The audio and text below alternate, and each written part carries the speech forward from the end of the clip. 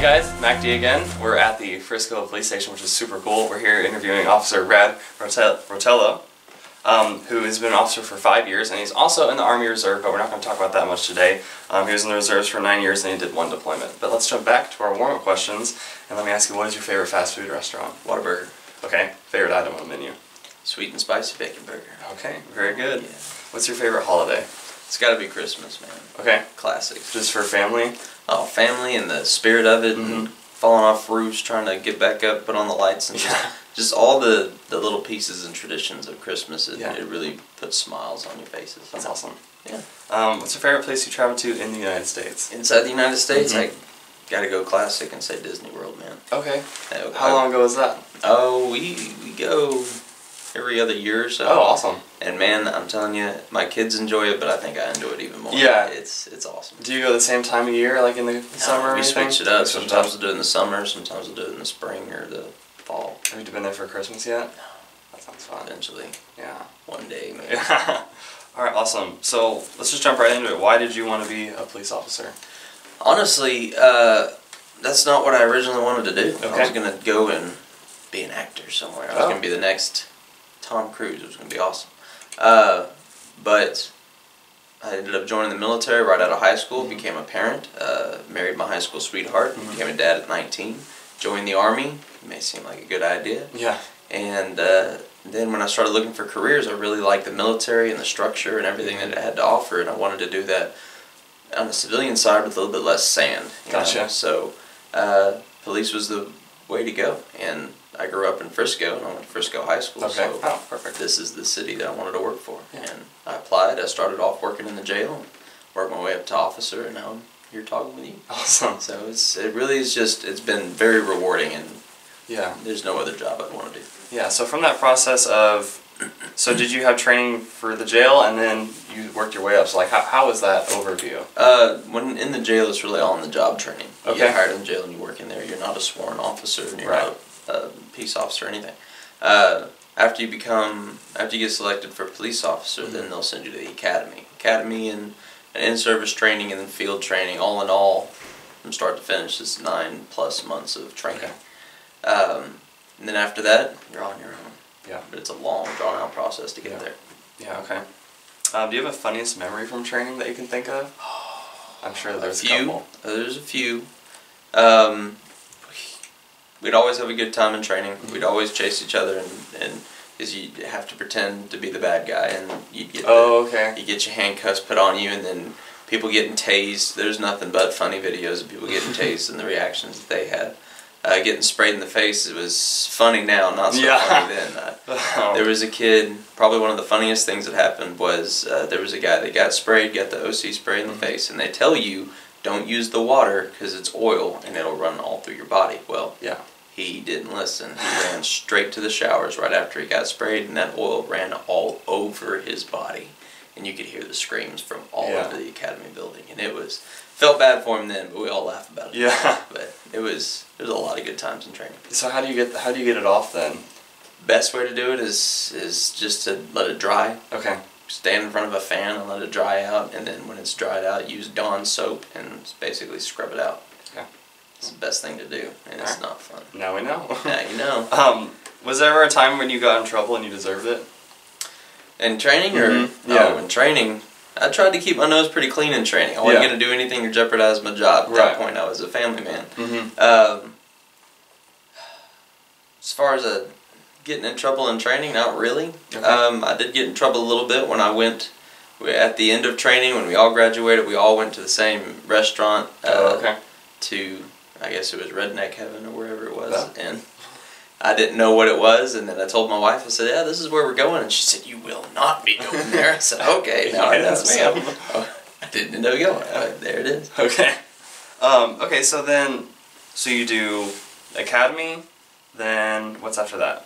In-service training. In-service training, then on the field training, right? And then field training. Field training. Okay, and then after that you're on your own, so you're doing your rounds and doing your stuff. Working your beat, Okay. As a first responder, where was one of the favorite places that you got to travel to?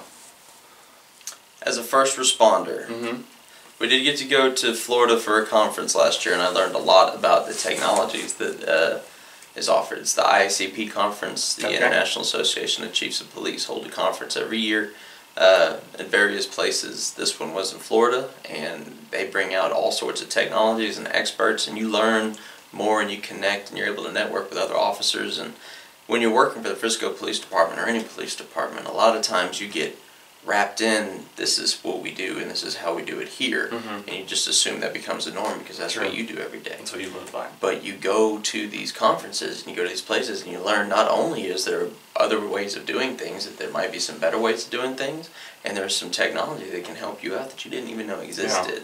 You Google police technology and not a lot's going to pop up, but you go to these conferences and you can see all sorts of what's going on outside your own agency. Cool. Plus it's Florida, so it was really cool. Yeah. What was some of the coolest things you saw there?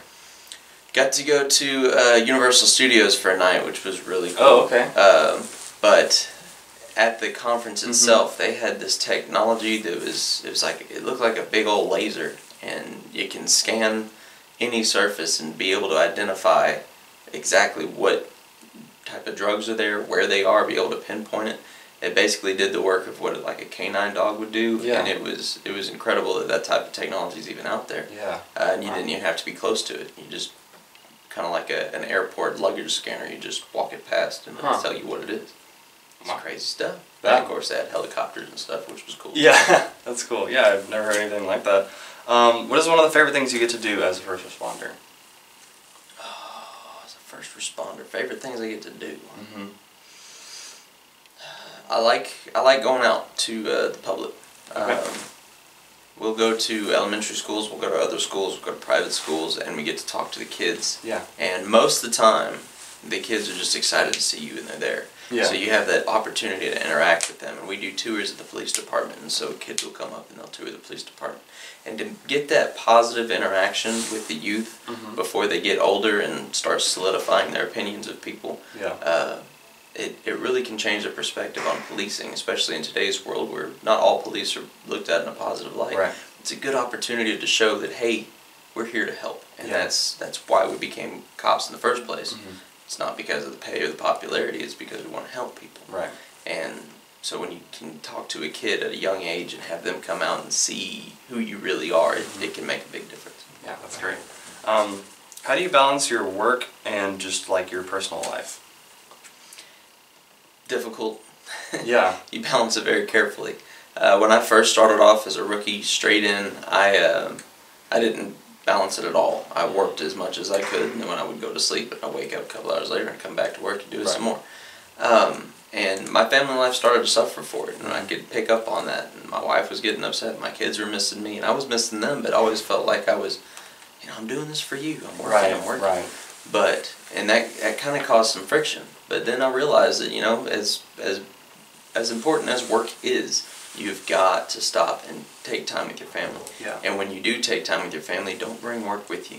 Sure. That's another thing. You come and you talk about the things you saw or the stuff that stresses you out. And it's important to talk about those things, but don't make that the focus. Yeah. Come home and spend time with just your family. Turn your email off, turn your work phone off, and just spend time with family.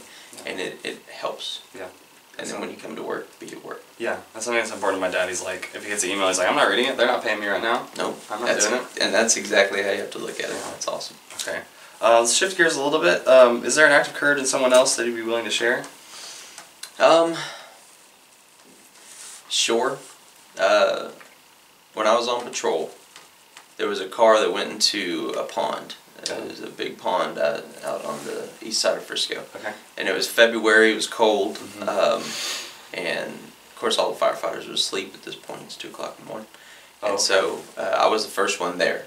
And I knew fire department was coming, but when I pulled up, I saw that the car was about halfway submerged and it was sinking. Yeah. I saw the driver door was open, but I could see the top of the car seat in the back. So I was screaming into the car, trying to get anybody's attention. I couldn't hear anything, and so it's time to go in the water. So I let dispatch know that I'm going for a swim. Took off all the gear that I thought didn't need to get wet. Yeah. Kept my gun and everything else close to me, and I went into the water. It was pretty chilly. Swam out to the car, sat on top of the car, looked into the car. Everything was empty. The driver had swam to the shore, I guess. He had gotten away, and we caught up with him later. But My sergeant was one of the next ones on scene, and he was ready to jump in that water too. And I yelled at him, told him everything's fine, I'll stay right here.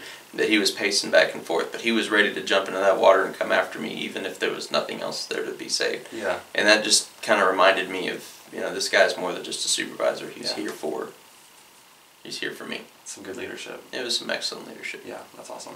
One of the things, I think it was from World War II, is some colonel or something, some hiring officer was like, if I'm not willing to do something, why should I have someone else do it? And so I think with that, that's great that you have people above you that are willing to do exactly what you're doing. And that is exactly what leadership should do. That's awesome. Okay, so if you had a chance to go back and do it all over again, would you do it again? I know you're not out yet, but if you had a chance to reset and have the same things happen, would you do it again? I would. Yeah. It was, I mean, it's been the best experience as far as a career can go that I can imagine. It has its ups and downs just like anything else, but I wouldn't want to change it. This is part of who I am. Yeah. And I really like that. That's great.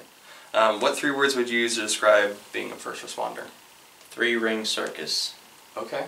That's what it is, man. Cool. And Mr. Clarida, who was one of my old instructors in the academy, said one of the first days we were in the class, he said, being a police officer is having a front row seat to a 3-ring circus every day. Yeah. And that has rung true every single time I put on this uniform. You see everything going on at one time, and it's all happening at once. And you walk around and from call to call to call. It's just a constant 3-ring circus. Yeah. You got to manage that and just enjoy it for what it is. Yeah, that's awesome. Thank you for your time. Thank you for your service. God bless you. Thank you. Thanks, man.